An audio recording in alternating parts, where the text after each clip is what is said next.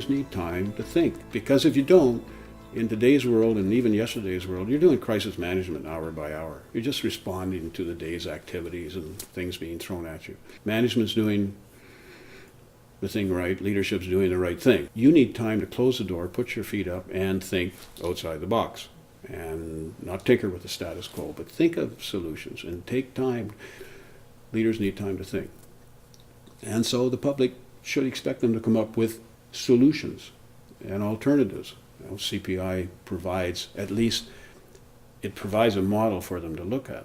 They don't have to warmly embrace it, but they can say, okay, that's one possible solution. Are there others? This is a new era. This is a time in which social conditions are changing, the environment's changing, the economy's changing.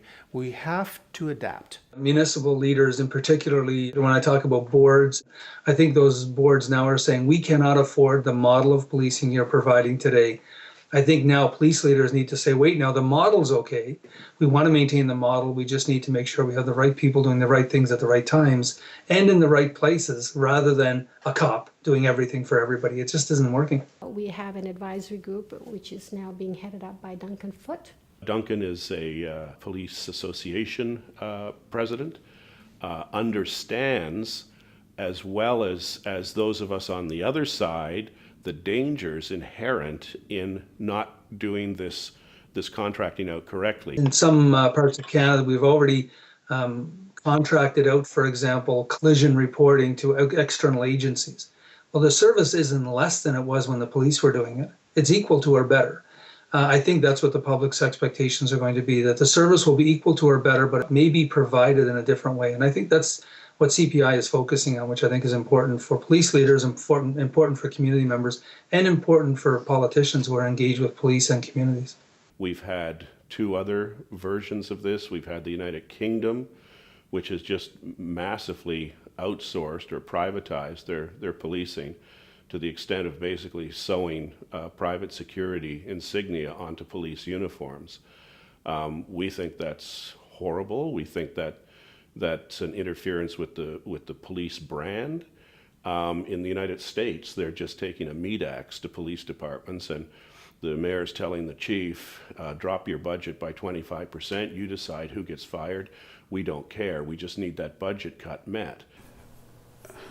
I'm not sure that it should flow from the top down, because we're all cut from the same cloth when we're told what to do from above. There's a certain amount of resistance.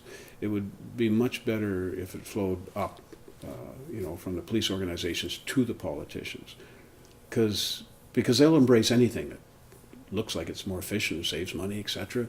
So that's the route that I think would be preferable, because you don't want to wait to the point where you're directed as to what you're going to do and how you're going to spend it. So that's where the responsibility for leadership lies, with the police leadership, in order to say, okay, this is what we're thinking of. What do you think? Oh, that's great, as opposed to the other way around. This is what you're going to do, and this is how you're going to do it. Instead of just looking things from a bipolar way that is all public and all private, we have a whole area in the center that's never been fully developed and fully cultivated.